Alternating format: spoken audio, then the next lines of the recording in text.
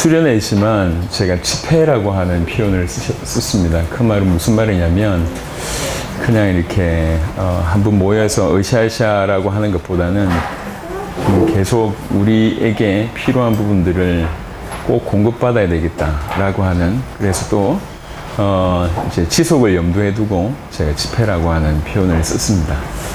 그래서 이제 지금 우리 성도들이 귀중하게 세계복음화에 쓰임받고 있는데, 지금 이때 이 무렵에는 우리가 뭘 더 준비해야 되는지, 어떤 자로 서야 되는지에 대한 부분들을 우리가 확인해 볼 필요가 있고, 더 나아가서는 실제로 그렇게 믿어서 당대 세계복음화 할 수 있는 주역이 될 수 있도록 해야 되겠다라고 하는 차원입니다. 또 하나는 우리가 예수가 그리스도라고 하는 복음을 들었지만 이 복음이 어느 정도 우리에게 깊이 있게 전달되고 있는지를 한번 돌이켜봐야 될 필요가 있을 것 같습니다. 그래서 이 집회 기간 동안에 예수가 그리스도라고 하는 복음을 이제 좀 더 깊이 있게 알고 더 깊이 있게 믿을 수 있는 그런 토양들을 제공할 수 있도록 할 겁니다. 그래서 오늘은 총 3번의 강의가 있지만 첫 번째 강의, 그 다음에 두 번째, 세 번째 강의는 내용이 완전히 다릅니다. 두 번째, 세 번째 강의는 연결되는 강의고, 첫 번째 강의는 좀 다른 강의들입니다. 그러니까 첫 번째 강의는 어떻게 보면 지금 우리에게 필요한 어떤 세계복음을 위해서 필요한 그런 부분에 대한 이제 뭐 화두 아니면 뭐 질문, 그러면서 스스로에게 내려지는 그런 답들에 대한 내용이 첫 번째 강의입니다. 첫 번째 강의의 제목은 하나님을 만나는 실제적인 삶이라고 하는 부분인데, 제가 크게 두 가지를 얘기할 겁니다. 바리새인들의 모습과 그 다음에 초기에 예수님을 정말로 그리스도로 믿었던 신앙인들의 모습을 이렇게 극명하게 좀 살펴보면서 지금 우리가 어떻게 인도를 받아야 되는지에 대한 답을 스스로 얻었으면 좋겠습니다. 저는 지금 굉장히 위태롭게 생각하고 있는 것이 전 세계 교회가 지금 유대교화되어 가고 있다고 생각하고 있습니다. 그 중에 조금 괜찮은 사람들은 바리새인화 이렇게 되고 있습니다. 생각보다 너무 심각합니다. 그러니까 다른 건 다 있습니다. 예배가 있고 훈련이 있고 교육이 있고 다 있어요. 헌신도 있고 봉사도 있고 다 있는데 예수님이 하신 말씀을 빌어서 보자면 껍데기만 있고 내용이 없는, 그래서 가식만 남아있는 그런 자들이 바리새인이라고 하면, 또 반대로 유대인들은 초기에 이 신앙을 가지고 있던 사람들의 모습 보면 그 바리새인들하고 비교 안 되는 그런 수준의 사람이었지만 그들에게 있어서 신앙은 리얼이었다는 거죠. 사실이었다는 얘기죠. 오늘 그걸 좀 훑어보도록 하겠습니다. 이제 칠판이 있으면 좋겠지만 칠판이 없어서 여러분 조금 앞으로 그냥 이제 감정의 어떤 메시지를 전달하지 않을 겁니다. 감정의 부분들도 필요하겠지만 공부할 겁니다. 성경을 볼 거고, 그 다음 필요한 부분들도 좀 동원해서 어찌하든지 그리스도를 좀 깊이 알고 누릴 수 있는 방향으로 할 겁니다. 그래서 조금 어려울 수 있는 내용이 있으면 이제 이미 다 우리 녹화가 될 거기 때문에 나중에 다시 가서 들어보시고 하면 유익할 거라고 생각합니다. 마태복음 23장을 보겠습니다.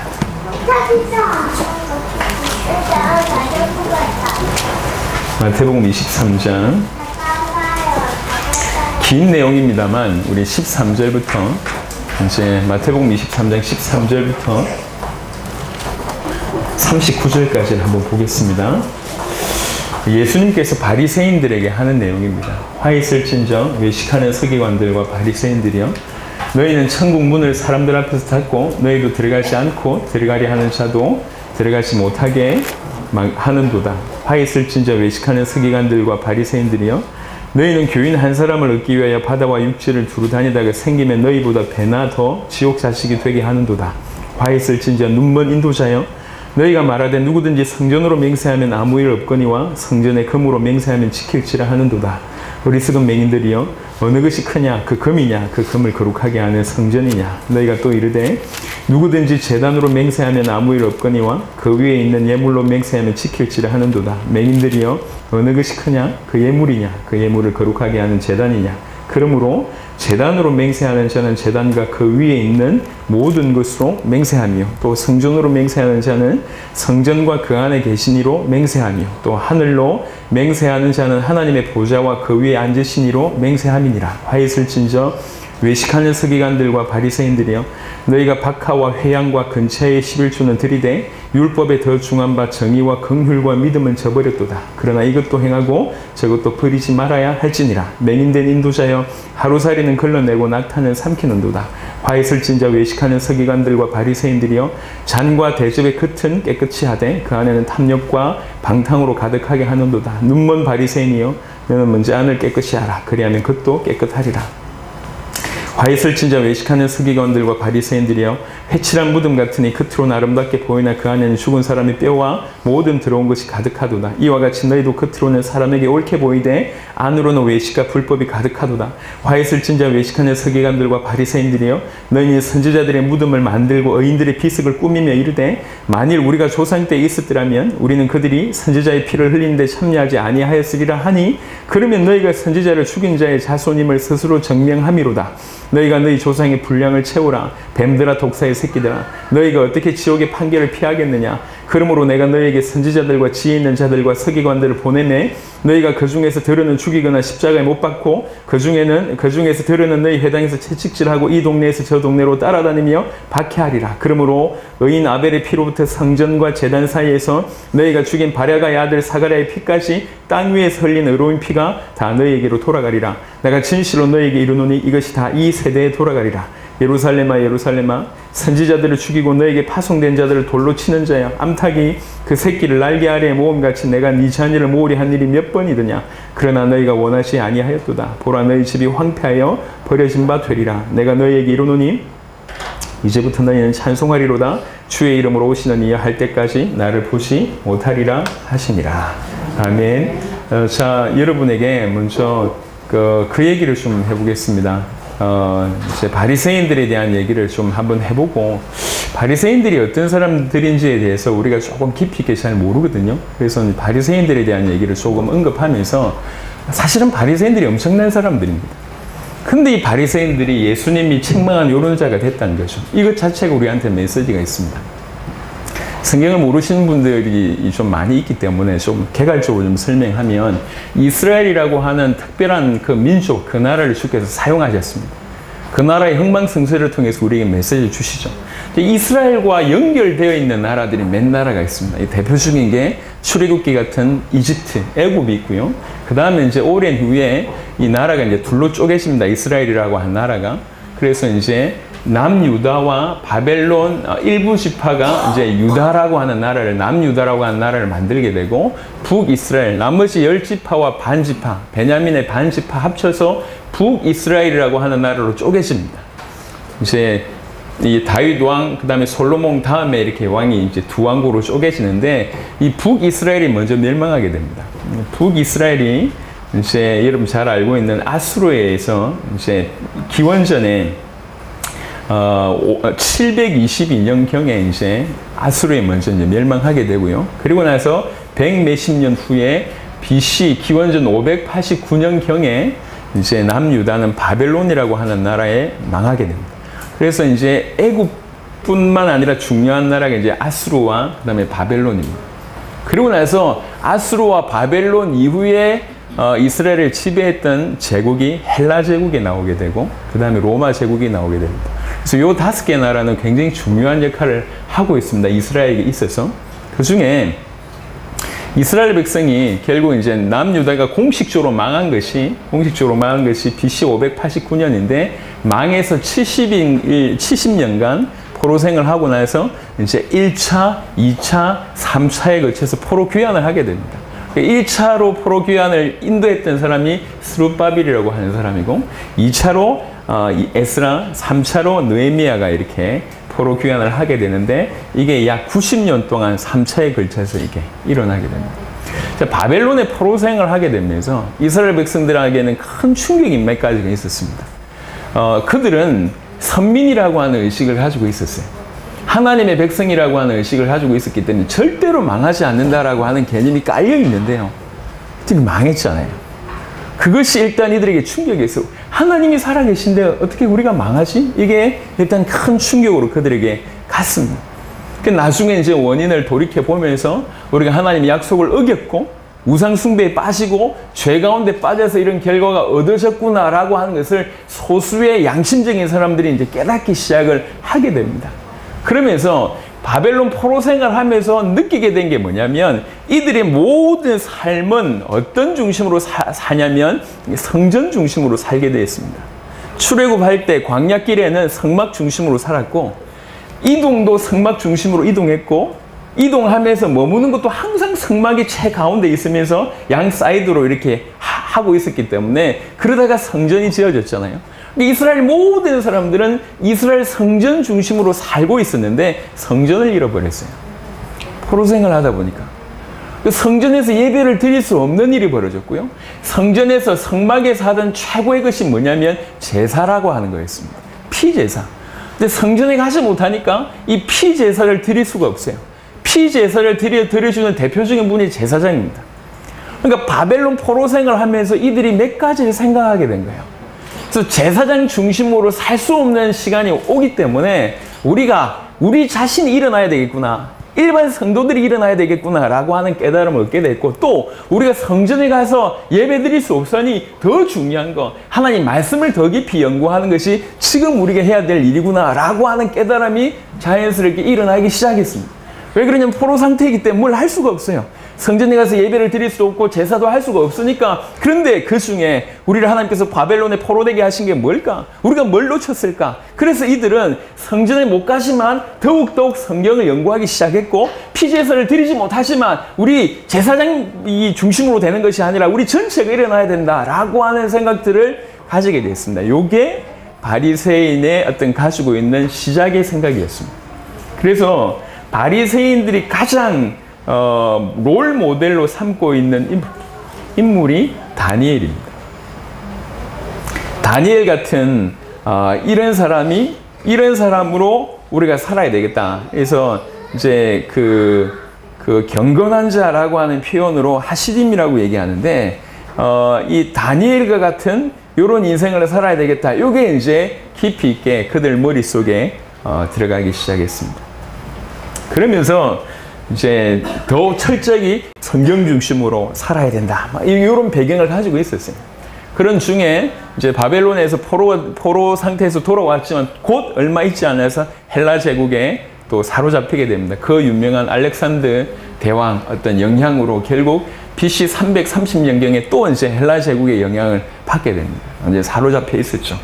헬라가 나중에 크게 네 나라로 이렇게 이게 분리되는데 그 중에 이스라엘하고 연결되어 있던 왕조는 두 왕조입니다. 프톨레미라고 하는 왕조와 셀류쿠스라고 하는 왕조가 헬라 제국 안에 두 왕조가 이스라엘의 어떤 그 땅을 가지고 세력을 이렇게 그래서 먼저 장악한 것은 프톨레미고 조금 있다가는 셀류쿠스 왕조가 이제 이스라엘을 장악하게 되는데요.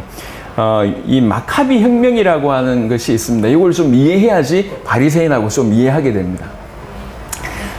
이 마카비 혁명을 잠시 좀 설명하면 그 프톨레미 왕조 중에 안티오쿠스의 사세가 있는데 이 사세가 로마하고 이제 전쟁을 하게 됩니다. 근데 로마하고 전쟁하면서 정말 말도 안 되게 이제 대패를 하게 되죠. 그러니까 이제 오히려 로마하고 전쟁에 해서 이제 후퇴를 해야 되는 그런 상황인데 전쟁에 졌으니까 이 안티오쿠스 사세가 너무 이렇게 화가 나는 거예요. 화가 나는 걸 어디에 풀었냐면 이스라엘에 푼 겁니다. 그래서 이스라엘의 수많은 사람들, 유대인들을 다 죽이게 됩니다. 많은 사람들을 학살하게 됩니다. 그리고 나서 이 사람이 하지 말아야 될 것을 하게 되는데 그게 뭐냐면 성전에서 제우스 그 상을 만들어서 그래서 이제 금기시되는 돼지고기로 제사하게 하는 일을 한 겁니다. 성전 안에서. 그리고 나서 이스라엘 곳곳에 제우스 신전을 세우게 됩니다. 다른 건 모르겠는데 이스라엘 백성들에게 있어서 그 성전에서 이방 우상이 섰다는 것은 큰 충격이거든요. 이스라엘 전체가 지금 학살당했지, 성전에서 그런 일이 있었지, 이게 분노가 크게 차고 있을 때, 끝까지 가고 있을 때 마타티아스라고 하는 사람이 들고 일어납니다. 마타티아스라고 하는 사람은 제사장인데 이 사람이 들고 일어납니다. 이 사람이 들고 일어나서 혁명을 일으키게 되는데 그때 혁명을 하면서 모세의 율법을 철저히 지키려고 하는 경건한 유대인들과 이제 협력을 하게 됩니다. 이들 대부분이 사실은 바리새인 배경이라. 요렇게 이제 하면서 일어났어요. 일어났는데 정말 하나님의 은혜인지 모르겠는데 그 전쟁에서 무력 투쟁을 하면서 꽤 효과를 올리게 됩니다. 근데 마타디아스는 이제 하자마자 죽게 되고요. 그 아들 유다라고 하는 사람이 이제 그걸 이어받아서 생명을 이어받아서 했는데 이 아들 유다라고 하는 사람이 굉장히 이 전쟁을 잘했나 봐요.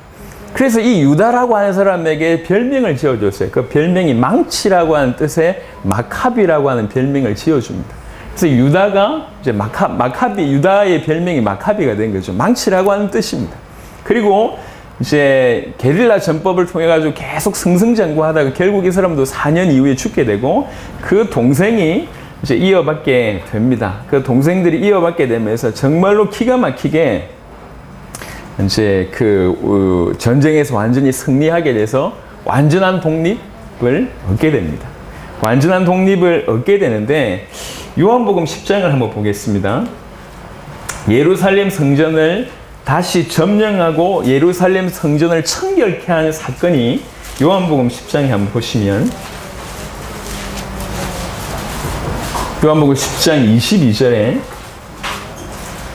요한복음 10장 22절에 예루살렘의 수전절이 이르니 때는 겨울이라고 하는 구절이 있습니다. 여기 수전절이 바로 요 얘기예요. 마카비 혁명을 일으켜서 유다가 다시 예루살렘을 점령하고 그 예루살렘을 청결케 한 것을 기념하는 날이 수전절입니다. 그래서 마카비 혁명이 성경과 동떨어지지 않고 굉장히 중요한, 왜 그러냐면 예수님이 오셔서 그 수전절을 지켰거든요. 그래서 마카비 혁명은 이스라엘 백성들한테는 굉장히 큰 충격입니다. 우리나라가 일본에서 해방받은 거하고는 비교 안 될 정도로 큰 사건이죠.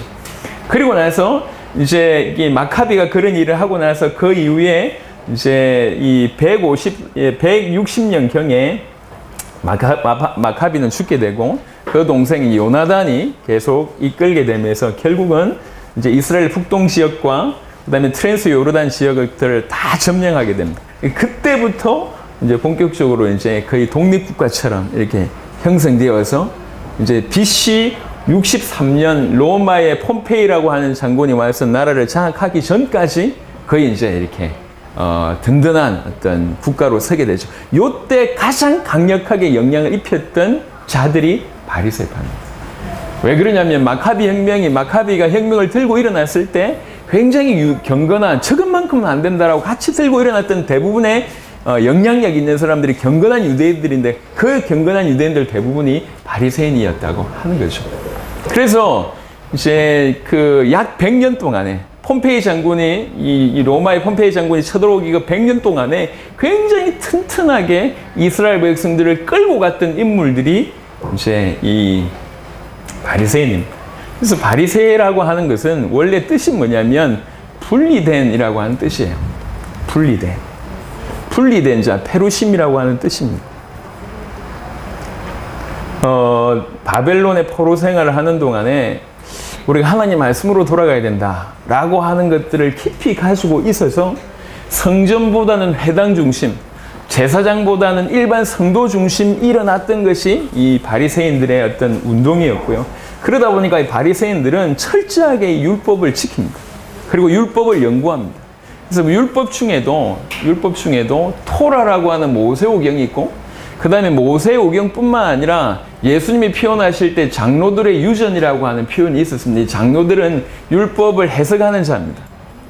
그들의 유전, 말로 된, 구존으로 된 토라도 미시나라고 하는 것으로 이렇게 편집해서 구약 성경 모세오경의 율법뿐만 아니라 장로들의 유전도 그 정도의 어떤 위치로 두면서 굉장히 엄격하게 율법을 지키기 시작을 합니다.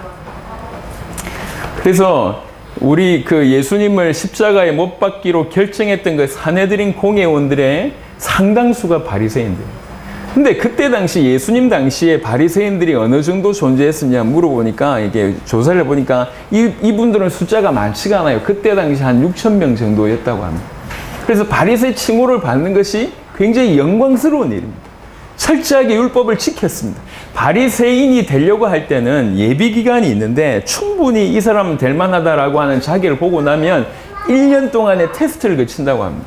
세 가지의 테스트를 거치는데 하나는 뭐냐면 바리새인이 아닌 사람하고는 절대로 밥을 먹지 말아야 됩니다. 이게 첫 번째고, 두 번째는 본인이 11조를 드리는 건 당연하지만 제사장들 중에 바리새인들 제사장한테만 11조를 바치는 것이 두 번째고, 그 다음에 세 번째는 뭐냐면 이게 중요한데 일주일에 이틀은 반드시 금지해야 돼요. 이걸 1년 동안 지켜보는 거예요. 1년 동안 지켜보고 이 사람이 기본적인 어떤 조건, 예를 들면 성경을 아니면 어떤 자세나 이런 것들 다 보고 추천받아서 1년 동안 테스트해보고 이 사람 맞다 그러면 바리새 칭호를 주는 겁니다. 그래서 바리새인이 됐다고 하는 것은 백성들에게 이미 인정을 받았다는 것도 배경이 깔려 있습니다. 성경을 열심히 읽고 그 다음에 뭐 이 일주일에 2번 이상 금식을 하고 봉사하고 열심히 성경을 가르치고 율법을 지키는 이런 사람들이 바리새인들입니다. 이들은 부활이나 천사들이나 영적인 존재들을 다 신앙했습니다. 믿었습니다. 그 바리새인들이 지켰던 율법의 조항이 한 613개라고 뭐 보통은 지금 밝히고 있는데요. 그중 248개는 긍정적이고 365개는 부정적이었는데 이 율법의 명령들은 그 원칙은 아무도 깨뜨릴 수 없을 정도로 강력했습니다. 그 학파가 그 바리새인들 안에도 조금 극단적인 어떤 강경파가 샴마이 학파고, 그 다음에 약간 그래도 조금 융통성이 있는 학파가 힐렐 학파인데, 나중에 이제 완전히 이 성전이 예수님 이후에 성전이 무너지고 나서는 이 힐렐 학파 중심으로 더욱 바리새인들은 강력해지는 일을 하게 됩니다.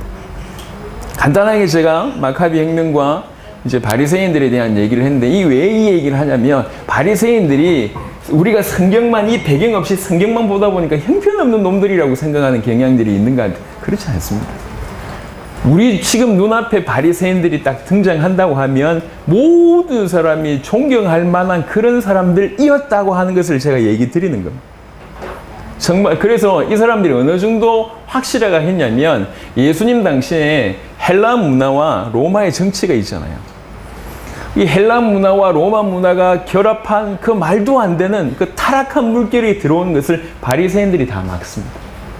그 문화 자체를 못 흘러 들어올 만큼 철저하게 하나님의 말씀 앞에 서야 된다라고 하는 그런 어떤 열심과 아니면 그런 가르침과 그렇게 살아냄을 통해서 그 엄청난 로마 문화, 이 헬라 문화, 그 타락한 문화들을 다 막아내는 선봉자 역할을 했던 인물들이 바리새인입니다. 그래서 역사에 사실은 지대한 영향을 끼쳤고, 지금도 사실은 그 바리새인들이 기독교를 가장 핍박을 했고 지금도 마찬가지로 그 역할을 하고 있습니다.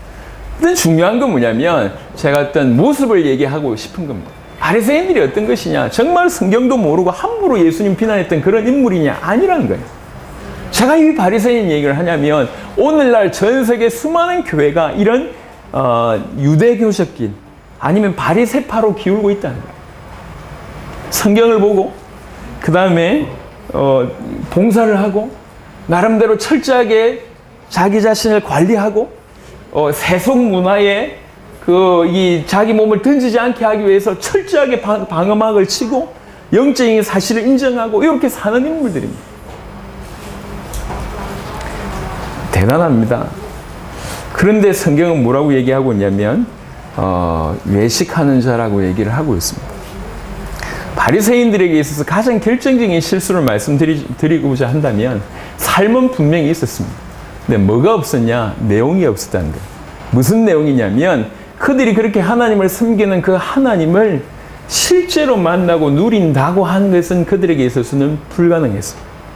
그냥 높으신 하나님, 좋으신 하나님, 멀리 계시지만 그래도 우리에게 구원을 주실 수 있는 하나님, 능력의 하나님이라고 하면서 할 수 있는 최선을 다해서 섬기지만 인격적인 사실적인 교제가 없었던 것이 바리새인들의 특징입니다. 그래서 결과적으로 갈 수밖에 없는 게 뭐냐면 외식으로 갈 수밖에 없는 겁니다. 왜 그러냐? 노력한다고 우리가 하나님을 만날 수 있는 게 아니거든요.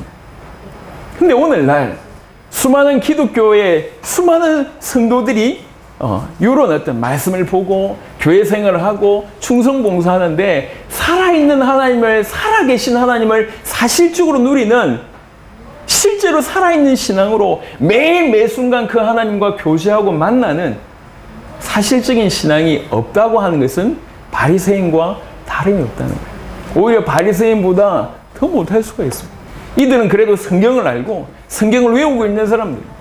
대부분의 사람들이 성경을 보지도 않고 성경의 능력도 없고 실제로 하나님과의 만남의 어떤 인격적인 만남도 없다면 이것도 아니고 저것도 아닌 그런 상태일 수밖에 없습니다. 이건 생각보다 굉장히 심각합니다. 성경을 제가 좀 볼 건데요. 어떤 각도로 좀 보시면 좋겠냐면 사도행전을 보겠지만 어떤 각도로 좀 볼 거냐면 이들은 어떻게 하나님을 사실적으로 누렸을까? 그 각도로 좀 볼 겁니다. 사도행전에 제가 지금 바리새인 얘기를 여러분에게 짧게 얘기를 해드렸습니다. 사실은 대단한 사람입니다. 이스라엘 전체에 영향을 끼쳤던 대단한 사람입니다. 대단한 사람이지만 뭐가 없었냐면 껍데기는 훌륭하고 겉은 화려한데 예수님이 마태복음 23장에 얘기하셨던 모습을 잠시 보시면 마태복음 23장에 25절을 보겠습니다. 23절을 보겠습니다. 화 있을진저 외식하는 서기관들과 바리새인들이여 너희가 박하와 회왕과 근처의 11조는 들이되 율법에 더 중한 바 정의와 긍휼과 믿음은 저버렸도다. 예수님께서도 이들의 모습을 인정한 거예요. 이들이 11조를 드리는 것, 그러면 인정하면서 뭐라고 얘기했냐면 이것도 행하고 저것도 버리지 말아야 될지어다 라고 얘기를 하고 있습니다. 그 말은 무슨 말이냐면 육신적으로 바리새인의 모습이 훌륭함을 사실은 인정했습니다. 근데 뭘 버렸냐면 긍휼과 그다음에 믿음과 정의를 버렸다는 거죠. 이들에겐 이런 내용이 없습니다. 25절에 화 있을진저 외식하는 서기관들과 바리새인들이여 잔과 대접의 겉은 깨끗이 하되 그 안에는 탐욕과 방탕으로 가득하게 하는도다. 눈먼 바리새인이여 너는 먼저 안을 깨끗이 하라. 그리하면 겉도 깨끗하리라. 잔과 대접의 겉은 깨끗이 하되 라고 하는 구절을 봤을 때도 동일합니다. 이들의 모습이 어떠한지.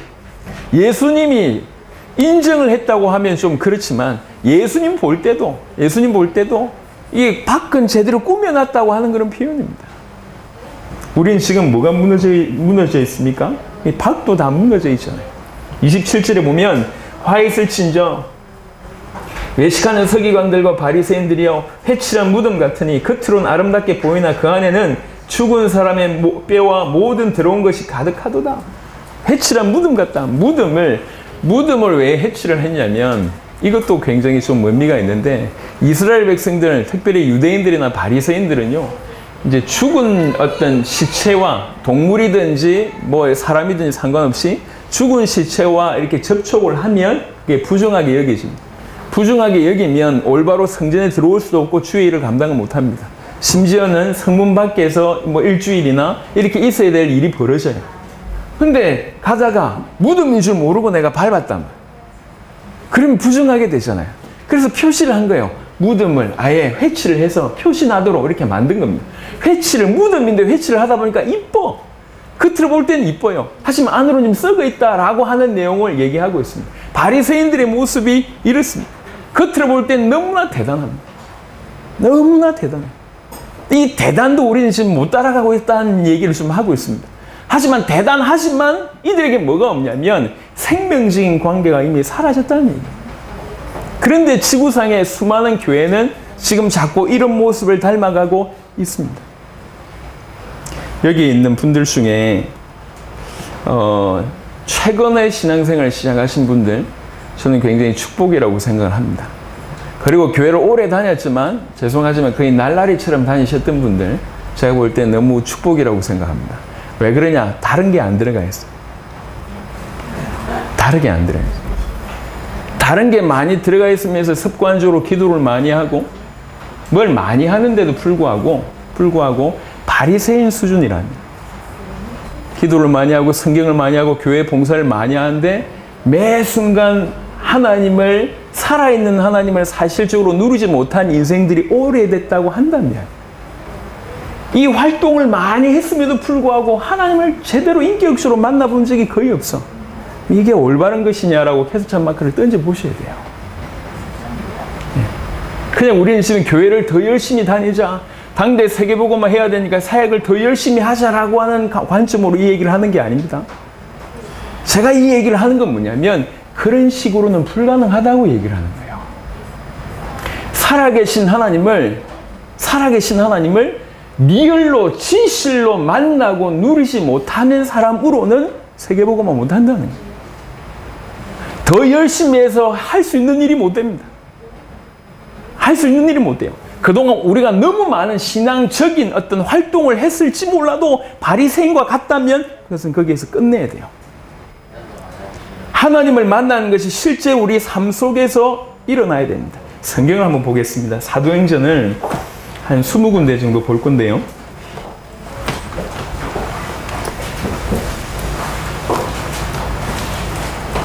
사도행전 3장을 보겠습니다. 여러분 아는 내용들입니다. 사도행전 3장에 보면 4절을 보니까 베드로가 요한과 더불어 주목하여 이르되 우리를 보라 하니 라고 얘기합니다. 베드로가 안전뱅이를 일으키는 그 내용이죠. 6절을 보니까 베드로가 이르되 은과 금은 내게 없거니와 내게 있는 것을 너에게 주노니 나사렛 예수 그리스도의 이름으로 일어나 걸으라 라고 얘기하고 이런 일이 이제 벌어졌습니다. 자, 성령이 역사하니까 안전뱅이도 살릴 수 있다 라고 하는 그 관점이 아니에요. 베드로를 한번 생각해 봅시다. 베드로가 늘 가던 길을 갔어요. 미문이라고 하는 그 문을 계속 통과해서 예배를 드리러 갔다고. 근데 그날 이 베드로에게 안전뱅이가 새롭게 보이는 겁니다. 안전뱅이 못 보지 않았습니다. 안전뱅이는 그 자리에 얼마나 앉아있었는지 모르겠지만 나이가 40이라고 그랬어요. 그리고 꾸준하게 주위의 사람들이 안전뱅이를 거기에 데려주는 걸 봤을 때 이미 거기에 앉아있었던 일이 하루 이틀은 아니었다는 거죠. 베드로도 알고 있고 이 안전뱅이가 일어났을 때 수많은 사람들이 왔다는 것은 이미 유명인이라는 얘기예요. 안전뱅이로 유명인이라는 얘기. 베드로도 잘 알고 있는 사람입니다. 그런데 그날 그 시간에 베드로의 눈에 저 안전뱅이를 낫게 할 수 있겠구나라고 믿어졌다는 거죠. 왜 그런 일이 벌어졌을까요? 감정입니까? 저는 하나님과 베드로가 하나님을 어떻게 누렸는지를 계속 고민하게 됐어요. 얼마나 세밀하게 베드로가 주의 음성을 들었을까? 베드로가 용기 냈으니까 하나님이 도와줘서 이 사람 살았냐? 아닙니다. 베드로의 그 걸음을 주의 성령이 인도하셨다고 봅니다. 베드로의 그 마음 중심을 주의 성령께서 인도하셨다고 보는 것이 아주 지극히 정상입니다. 갑자기 내가 믿음이 쫙 생겨가지고 누구든지 내가 낫게 할 수 있겠다. 저 안전뱅이도 한번 나와보자. 이런 각도가 아니란 얘기예요.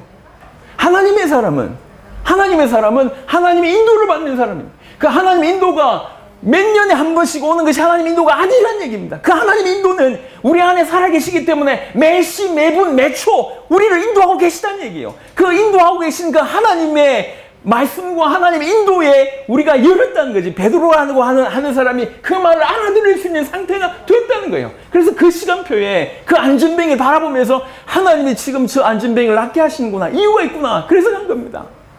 조금 더 보겠습니다. 사도행전 4장에 그 이유 때문에 공의 앞에 서게 됩니다. 그때 8절에 이에 베드로가 성령이 충만하여 이르되 백성과 백성의 관리들과 장로들아 만일 병자에게 행한 일에 대하여 이 사람이 어떻게 구원을 받았느냐고 오늘 우리에게 질문한다면 너희와 모든 이스라엘 백성들은 알라. 너희가 십자가에 못 박고 하나님이 죽은 자 가운데서 살리신 나사렛 예수 그리스도 이름으로 이 사람이 건강하게 되어 너희 앞에 섰느니라. 이 예수는 너희 건축자들의 버린 돌로서 집 모퉁이의 머릿돌이 되었느니라. 다른 이로서는 구원을 받을 수 없나니 천하 사람 중에 구원을 받을 만한 다른 이름을 우리에게 주신 일이 없음이니라 하였더라. 지금 누구 앞에서 이 얘기를 하냐면 누구 앞에서 합니까? 바리새인들과 공예에 영향을 끼칠 만한 그 대부분의 바리새인들이기 때문에 사두개인들과 막 기타 등등 있지만 영향력 있는 사람들이 그 다 앉아 있습니다. 그 다 앉아 있는 그 자리에서 베드로가 성령의 충만함을 받은 겁니다. 우리는 알고 있습니다.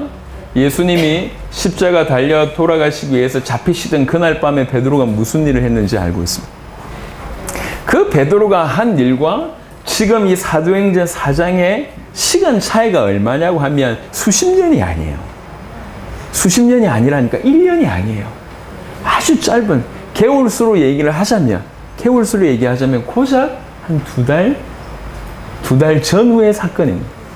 예수님 달려 돌아가신 이후에 사흘 만에 부활하셨고 40일간 이제 머무셨고 그 다음에 성천하신 이후로 열흘 만에 성령이 임재하셨고 성령 임재하고 나서 얼마 있지 않았다고. 채 두세 달 정도의 아주 짧은 기간입니다. 두세 달의 짧은 기간 동안 베드로라고 하는 사람이 전혀 다른 인물로 나타난 거예요. 낙제 상태의 선수였다가 지금 세계 최고가 돼가지고 나타난 그 있을 수 없는 일로 나타난 겁니다. 근데 말을 잘했다 이 얘기가 아니에요. 베드로가 어떻게 저렇게 하는 말마다 저렇게 의록이 될 만큼 저렇게 대단한 말을 했을까? 아닙니다. 성경은 힌트를 주고 있습니다. 베드로에게 뭐라고 얘기하고 있냐면 성령이 사도행 8장 4장 8절에 성령이 충만하여 이르되, 여러분 성령이 충만하여 이르되라고 하는 말을 이상하게 생각하시면 안 돼요. 성령이 충만하면 내 의지와 상관없이 막 움직인다. 아닙니다. 성령은 내 모든 것을 사용하십니다. 내 모든 것을. 그 성령께서 역사하심을 내가 느꼈기 때문에 자기를 죽일 수 있는 그 상황 가운데서 이 얘기를 할 수가 있는 겁니다. 제가 정말로 부러운 건 뭐냐면, 정말로 부럽고 간절히 원하는 건 뭐냐면 이게 정상이라는 거예요. 이렇게 되자고 얘기하는 겁니다. 이렇게 되어야 한다고 얘기하는 겁니다. 이게 정상인데 우리가 워낙 비정상을 오랫동안 봐와서 구원을 받았음에도 불구하고 하나님의 인도를 몇 년 만에 겨우 한 번씩 받는 것을 정상이라고 봐와서 구원을 받았지만 실제 매 순간 내가 질문하고 주님이 나에게 답하고 내가 순종하고 주님이 나에게 응답하고 은혜 주시는 그런 삶을 살아본 적이 없어서 이것이 특별한 케이스라고 생각합니다. 아닙니다. 이게 정상입니다. 성령은 우리 안에 살아계신 하나님으로 우리 안에 계시잖아요.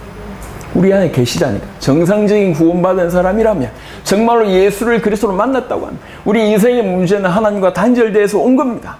예수님이 그리스도가 되셨습니다. 그 그리스도의 역할로 우리에게 무슨 일이 벌어졌냐면 그 단절된 문제가 해결되고 만나는 일이 벌어졌다고. 하나님을 실제로 만났다고. 하나님을 실제로 만났다고 하는 것은 지정의 인격적으로 만났다고 하는 얘기입니다. 법적으로 이제 만났으니까 끝, 구원받았으니까 끝.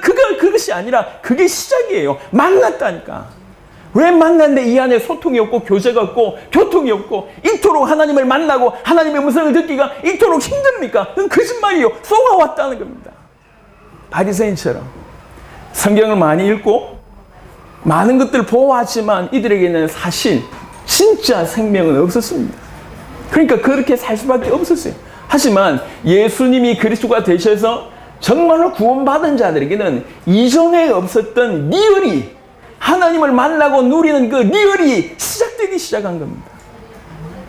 죽음의 상황 가운데서도 이런 얘기를 하게 됩니다. 4장 23절에 보면 이제 핍박을 받고 나옵니다. 핍박을 받고 두들겨 맞고 나오고 나서 사도들이 노임에 그 동료에 가서 제사장들과 장로들의 말을 다 알리니 그들이 듣고 한 마음으로 하나님께 소리를 높여 이르되, 그러면서 기도하는 내용인데 기도하면서 정확하게 얘기합니다. 이 일이 무슨 일인지. 과연 하나님 말씀하신 대로 이런 일이 벌어졌네요. 29절에 28절에 하나님의 권능과 뜻대로 이루려고 예정하신 그것을 행하려고 이 성에 모였나이다. 주여 이제도 그들의 위협함을 굽어보시옵고 또 종들로 하여금 담대히 하나님 말씀을 전하게 하여 주시오며 손을 내밀어 병을 낫게 하시옵고 표적과 기사가 거룩한 종 예수 이름으로 이루어지게 하옵소서 하더라. 사도들은 그 상황에서 이렇게 기도합니다. 이게 무슨 뜻인지 알고 기도하는 거예요.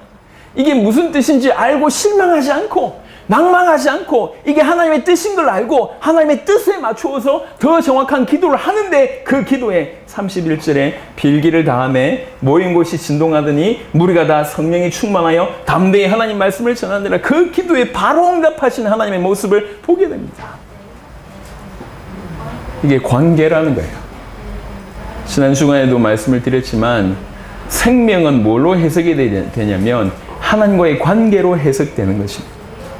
하나님을 떠나는 죽음이고 하나님을 만나는 것이 생명입니다. 내가 계속 살아있다는 것은 그 하나님과의 관계가 계속 아주 건강하게 유지되고 있다는 것이 내가 살아있다는 거예요. 우리가 정말 구원받았다고 얘기할 때 우리는 그 어떤 것보다 이 하나님과의 관계를 포기하지 말아야 돼요. 하나님과 교제가 원만하지 못하는 것들에 대해서, 하나님과 멀어지는 것들에 대해서 애통할 줄 아는 것이 정상이어야 합니다.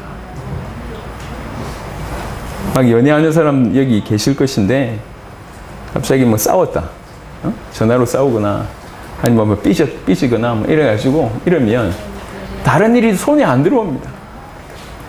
사랑하는 사람하고 뭐 싸워가지고, 근데 뭐지 그게 중요하지 다른 게 중요하냔 말이야. 그 관계 하나 틀어지면 다 틀어집니다.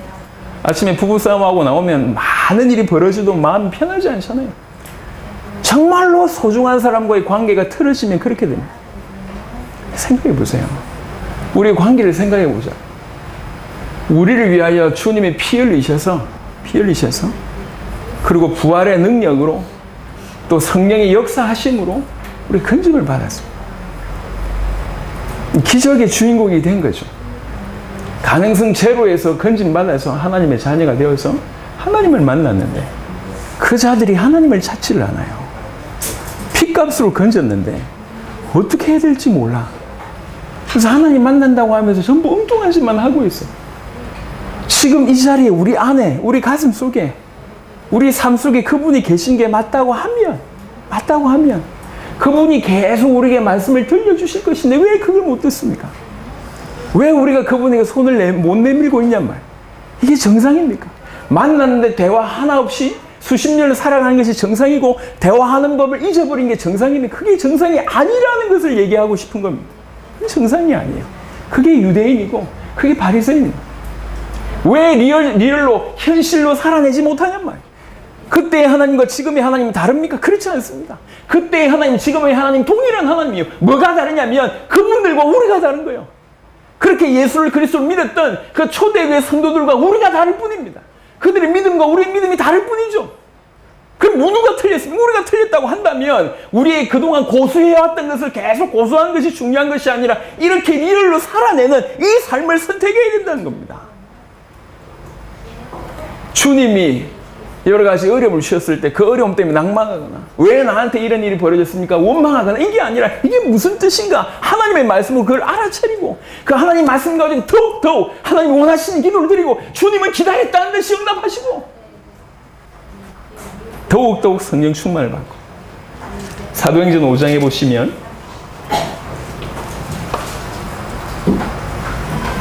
베드로에 대한 얘기입니다. 아나니아와 삽비라에 대한 얘기죠. 성령이 막 역사하는데 아나니아와 삽비라도 굉장히 중요한 역할을 했던 인물인 것 같아요. 근데 밭을 팔고 나서 돈을 보니까 욕심이 나는 거야. 전부 하나님의 사람들이 그 돈을 다 헌금하는데 보니까 헌금하겠다고 약속해놓고 그 중에 일부를 감춘 겁니다. 많은 해석이 있을 수 있습니다.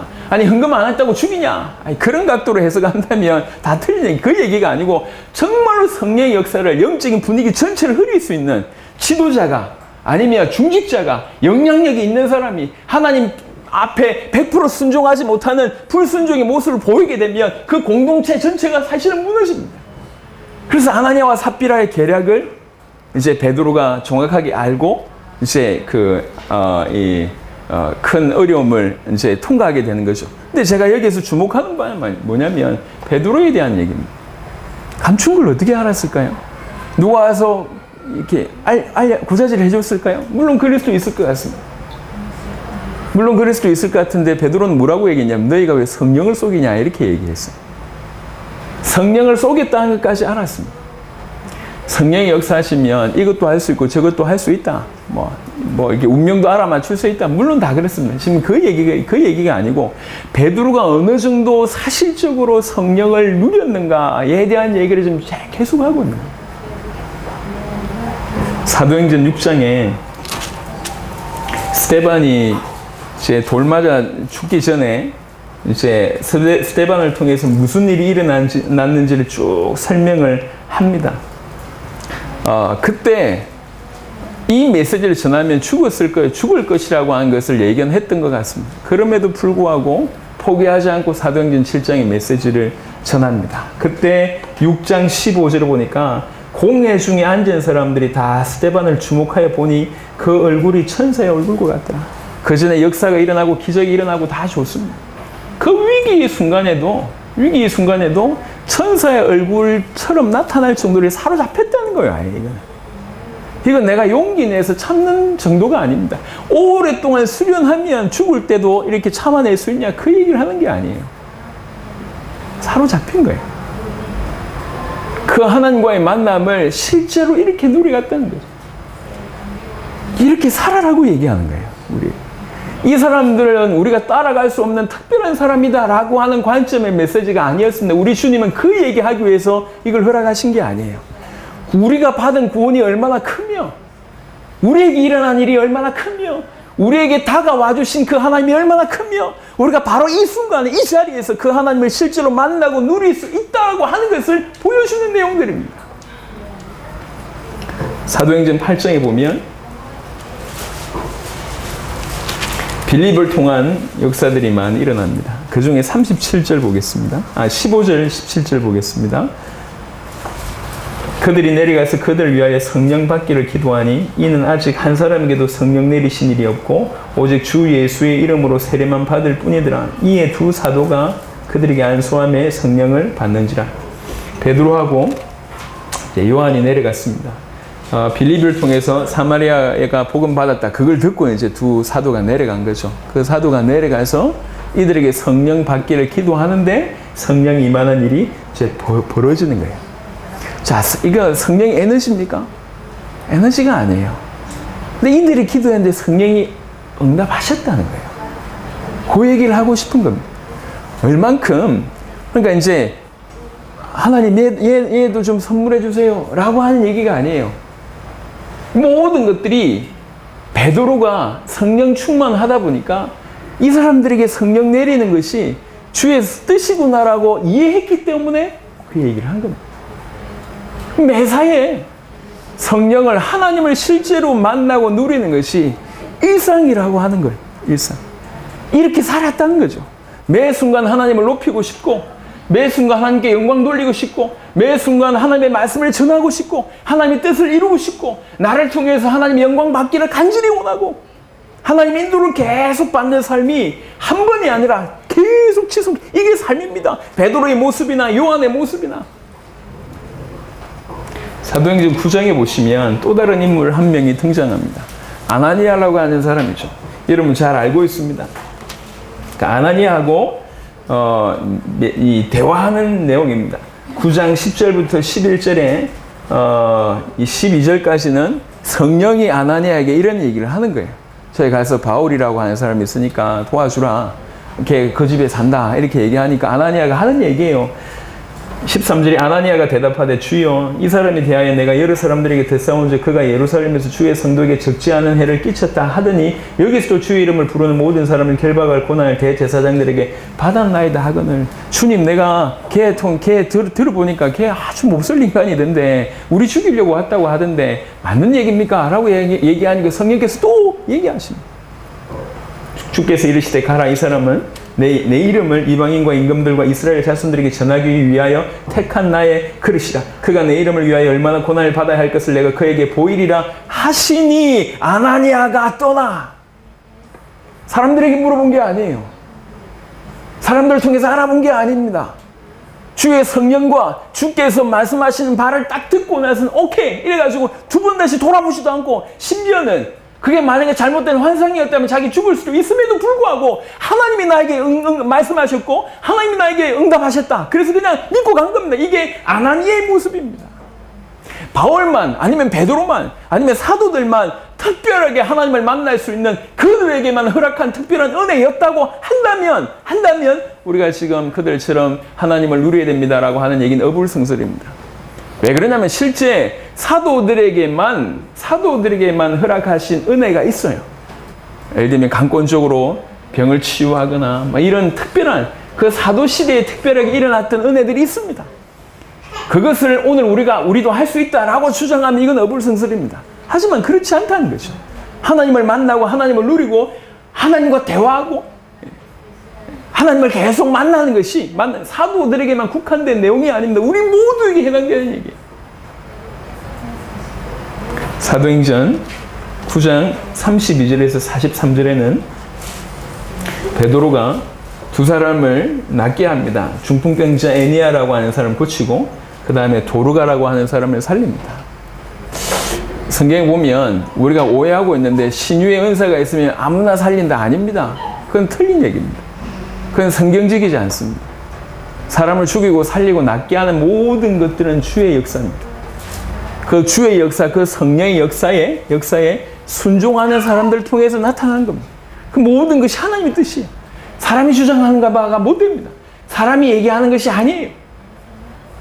얼만큼 성령의 충만을 받았으면 사도행전 3장의 안전뱅이 살린 사건과 일으킨 사건과 사도행전 19장의 이 사건이 사실은 동일한 선상에 있다고 볼 수가 있습니다. 사도행전 10장은 고넬료를 일으켜 고넬료에 가서 말씀을 전하는 내용이 나옵니다. 그 중에 44절부터 보면 10장 44절부터 베드로가 이 말을 할 때 성령이 말씀 듣는 모든 사람에게 내려오시니 베드로와 함께 온 할례받은 신자들이 이방인들에게도 성령 부어주심으로 말미암아 논란이 이는 방언을 말하며 하나님 높임을 들음이르라. 이에 베드로가 이르되 이 사람들이 우리와 같이 성령을 받았으니 누가 능히 물로 세례의 베품을 금하리요 하고 명하여 예수 그리스도 이름으로 세례를 베풀라 하니라. 그들이 베드로에게 며칠 더 머물기를 청하니라.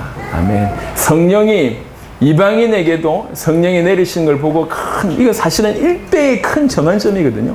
유대인들 중심의 세계에서 이렇게 배경에서 세상 전체로 향해서 퍼져나가는 굉장히 그 사역에 있어서 일대기전 큰 전환을 이루는 사건이 사실은 이 사건입니다. 이 사건에도 베드로가 가지고 있던 모든 편견이 사도행전 10장은 깨지잖아요. 이방인들에게도 성령이 임하시는구나. 이게 베드로에게 크게 놀란 겁니다. 근데 그 인도받는 과정은 전부 성령께서 그를 고넬료까지 인도하셨거든요. 아시잖아요. 그래서 제가 드리고 싶은 말씀이 우리가 그동안 오랫동안 뭐 몇십 년 신앙생활을 했든지 상관없이 우리가 그동안 뭘 보고 자라왔는지 중요합니다. 뭘 보고 뭘 배워왔고 어떻게 누려왔는가. 교회 생활 오래 한 게 중요한 게 아니에요. 오래 하면서 유대교 모습이나 바리새인의 모습이 우리 가운데 너무 많다고 하는 얘기를 드리고 싶습니다.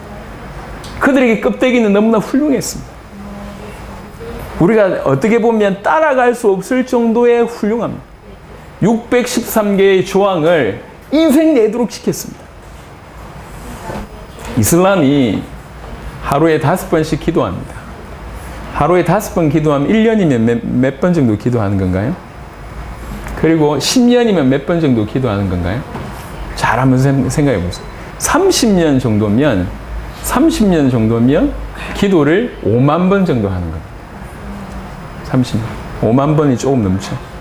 60년, 60살 정도 됐다. 그러면 10만 번을 기도하는 거예요. 10만 번. 여러분, 이거요, 엄청납니다.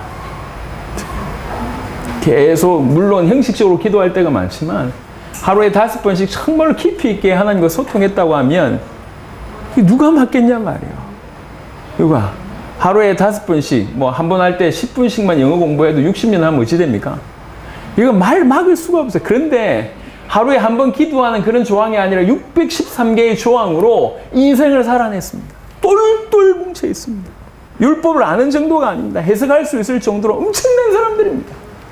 봉사 구제하고 많은 백성들에게 존경을 받을 수 있는 그런 사람들입니다. 그런데 그들 향하여 예수님께서는 외식하는 자들이라고 얘기하고 있습니다. 왜 그러냐? 그 내용이 하나님과의 깊은 사귐이 없다는 걸 알고 있기 때문에. 근데 그들의 모습과 그 바리새인들의 모습과 초창기의 성도들의 모습이 너무나 극명하게 다른 것이 아니라 하나님을 실제로 만나고 누리느냐에 따라 이 부분에 있어서 너무나 완전하게 다르다는 얘기예요. 우리는 전자의 모습을 계속 취하고 있었습니다. 너무 오랫동안에. 사도행전 12장을 보겠습니다.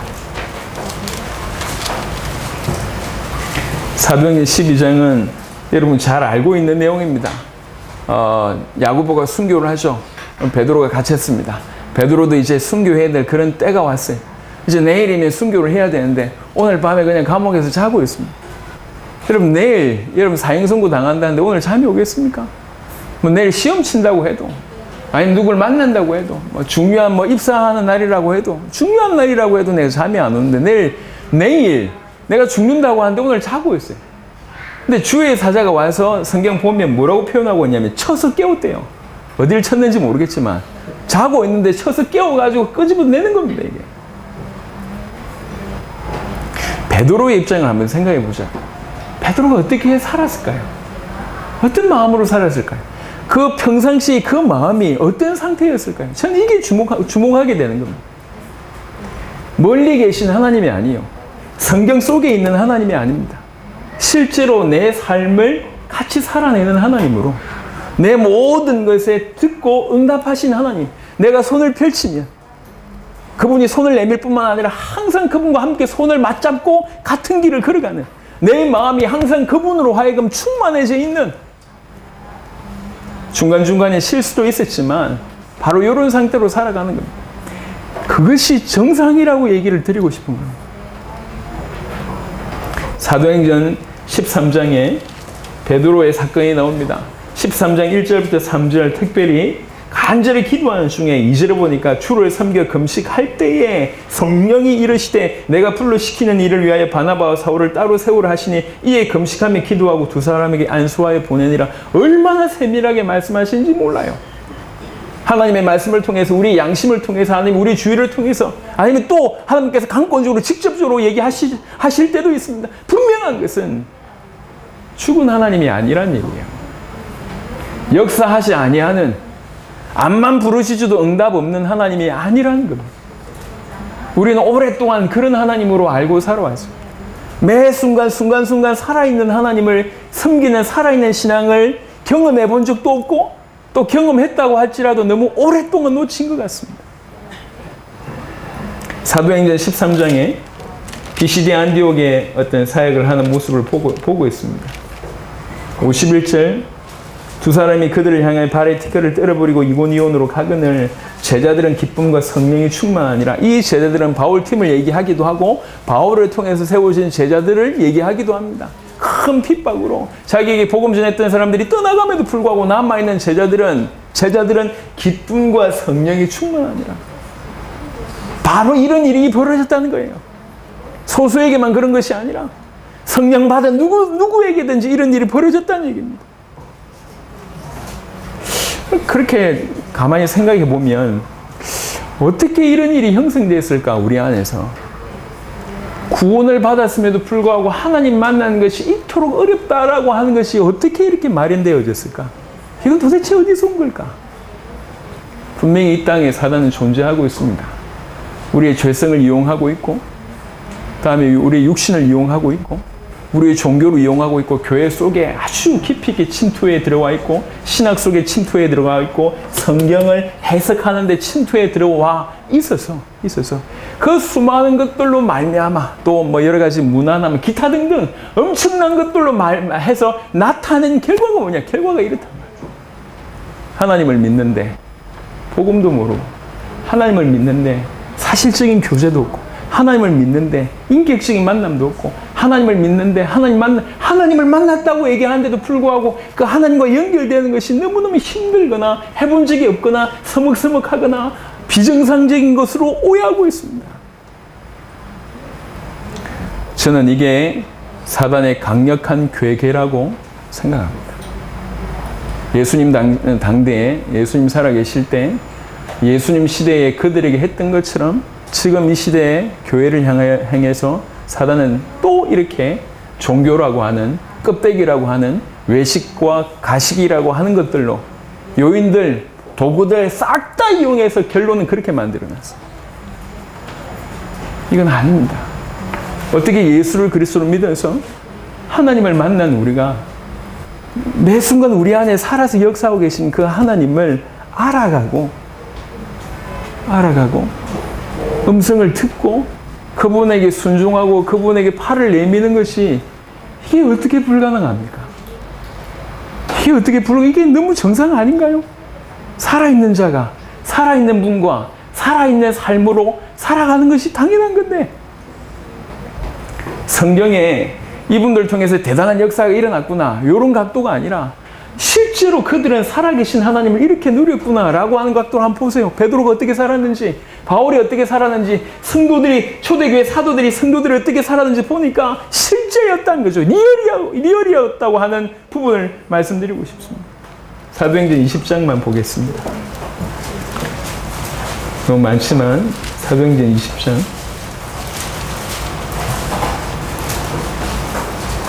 23절 24절입니다. 오직 성령이 각성해서 내게 정언하여 결박과 환난이 나를 기다린다 하시니 성령이 각 성에서 내게 정언하여라고 하는 표현은 그 성령께서 이제 각 성에 있는 하나님의 사람에게 임하셔서 그 하나님의 사람을 통해서 내가 이러저러한 얘기를 들었다. 그 내용입니다. 알듯이 그 이제 어떤 선지자의 내 딸이 이렇게 예언한 그런 것도 우리가 알고 있잖아요. 그러니까 각 성에서 그러니까 직접적으로 양심적으로 응답을 하시든지 사람을 통해서 나에게 들려주시든지 그걸 다 하나님의 음성으로 들을 수 있는 기가 있으니까 하나님의 음성으로 듣는다는 얘기예요. 내가 달려갈 길과 주 예수께 받은 사명 그 하나님의 은혜의 복음을 증언하는 일을 마치려 하면은 나의 생명조차 조금 더 귀한 것으로 여기시 아니하노라. 지금 저는 이것이 사단이 만들어 놓은 틀이라고 생각합니다. 사단이 만들어 놓은 틀. 교회라고 하는 틀을 얘기하는 것이 아니라 교회 안에 있고 심지어는 구원을 받았음에도 불구하고 하나님과 소통하게 만들지 못하는 하나님 응답받는 것을 몇 년 만에 겨우 응답받고 하나님 살아계시다 이루고 있는 것이 정상이라고 여겨지는 이것이 사단이 만드는 틀입니다. 이건 과감하게 깨트려야 될 틀입니다. 과감하게. 여러분 기도하는 것도 한번 보세요. 우리는 그냥 너무 익숙하게 기도에 말만 엎조릴 때가 많습니다. 여러분이 그 자리에서 엎드려 기도할 때 여러분 눈앞에 그 살아계신 하나님이 정말로 내 기도를 듣고 있다고 생각하고 얘기해 보세요. 그냥 주저리 주문 외우듯이 나오지 않을 겁니다. 그렇게 나오지 않을 거예요. 오랫동안 뭐 이렇게 기도문 형태로 막 그런 식으로 나오지 않을 겁니다. 지금 우리 앞에 내 앞에 창조주이시며 구원주이시고 심판주이시고 섭리하신 그 하나님 지금 내 앞에 정확하게 지금 내 안에 계십니다. 그 하나님과 내가 소통을 하는 거예요. 내 모든 것을 아시는 하나님. 내가 뭘 구할지도 알고 있는 그 하나님. 그 하나님 앞에 그분이 하나님임을 인정하고 내가 그분에게 모든 것을 드리겠다고 고백하고 그런 마음으로 그렇게 기도를 드린다고 한다는 것은 완전히 다른 얘기예요. 저는 우리 모든 성도들이 하나님을 만나는 이런 실제의 삶을 살기를 원합니다. 이론을 더 이상 지속할 이유가 없어요. 가식을 끝까지 끌고 갈 이유가 없습니다. 여기서 끝내야 돼요. 여기서. 그래서 종교에 곱하기 만을 하자는 얘기가 아니고 종교가 아니라고 하는 얘기를 하는 거예요. 하나님은 살아계셔서 정말로 여러분들이 예수가 그리스도로 믿어져서 구원받았다고 한다면 그 하나님은 하늘 보좌에 계시면서 지금 내 안에 나의 주인으로 나의 구주로 계십니다. 우리가 그분이 하나님임을 인정하고 나의 주인임을 인정하고 우리가 마음을 열어서 그분 앞에 나아가는 최선은 돌이킴이죠. 회개라고 얘기합니다. 회개. 그동안 부모하고 자식이 싸워가지고 오랫동안 자식이 부모한테 말도 안 하고 효도도 안 했던 그 모든 것들을 엄마 죄송합니다. 아빠 죄송합니다. 그런 거와 같이 우리가 하나님 앞에 그런 마음으로 다가갔을 때 그게 진정한 시작이 되는 거예요. 불가능하지 않습니다. 매번 매 순간 매 시간 그 하나님을 나의 하나님으로 누리는 것은 불가능한 얘기가 아니고 오히려 이것이 정상입니다. 그래서 여러분 지금부터 두려워하세요. 하나님과의 소통이 없는데 내가 아무 생각 없이 편안하게 사는 걸 두려워하세요. 내가 열렬히 하나님을 바라지 못하고 있는 안 하고 있는 그 상태를 두려워하세요. 하나님을 만나지 못하면 내가 하나님과 연결되지 못하면 나는 죽는구나 라고 깨달았어요. 그렇지 않으면 우린 죽습니다. 그래서 하나님과 끊어짐에 대해서 두려워할 줄 알고 반대로 그 하나님과의 소통에 대해서 늘 사모하고 더욱더욱 하나님을 높이고 싶은 그런 마음으로 사모하는 인생, 이게 구원받은 자의 지극히 정상적인 모습입니다. 그래야 조금이라도 초대교회 성도들의 모습처럼 우리가 살아갈 수 있을 거라고 생각하고 그들을 통해서 하나님께서 세계복음 하셨던 것처럼 우리에게도 그런 은혜를 주실 거라고 생각합니다. 하나님을 만나는 것은 또 하나님을 누리는 것은 이론이 아닙니다. 리얼입니다. 사실입니다. 마음에 받아보세요. 기도할 때도 여러분 새로워져야 되고 찬양할 때도 새로워져야 되고 그 높으신 하나님께 찬양할 때 입술로만 할 수가 없어요. 제가 눈을 감고 찬양드리는 이유가 있습니다. 이게 해외에서는 손 올리는 게 자주 되는데 이게 잘 안 돼. 이게 잘 안 올라가더라고요. 불 끄고 기도할 때는 제가 올립니다. 여러분들이 안 쳐다보니까. 어찌하든 내 인생을 통해서 하나님 높임을 받으세요. 하나님과의 소통이 있을 때 우리는 삽니다. 그 어떤 것도 우리를 살리지 못합니다. 문제가 해결된다고 사는 게 아니에요. 답답한 문제가 해결된다고 여러분 사는 게 아닙니다. 너무 힘든 문제 그것이 없어진다고 사는 게 아닙니다. 병이 낫는다고 사는 게 아닙니다. 사는 것은 하나님과 연결될 때 사는 거예요. 하나님과 연결되어 있으면 그 하나님과 끊임없이 소통하고 있으면 병이 있어도 괜찮다는 거예요. 죽어도 괜찮다는 거예요. 그게 스데반의 모습입니다. 이것을 불가능하다고 여기게 만들었던 것이 사단이 만들어 놓은 틀입니다. 바리새인처럼 너무 열심히 하지만 이래도 하나님 만나는 건 어려워 라고 만드는 것이 바리새인들의 틀입니다. 깨뜨리자. 예수님이 우리 그리스도가 되셨습니다. 그 예수의 그리스도이심으로 말미암아 우리는 하나님을 만난 일이 법적으로 존재론적으로 일어났습니다. 구원받았다고 하면 그 하나님이 내 안에 나와 함께 분명히 계십니다. 그 하나님께 우리가 손을 내밀고 그 하나님과 소통하기 시작하는 것은 우리 모두에게 비밀이에요. 여러분 조금 어려울 수 있습니다. 스펄전 목사님은 성도의 삶을 이렇게 얘기했습니다. 성도의 삶은 항상 오르막이어야 한다. 무슨 말이냐? 계속 극복해 가는 것이 성도의 삶이라는 거예요.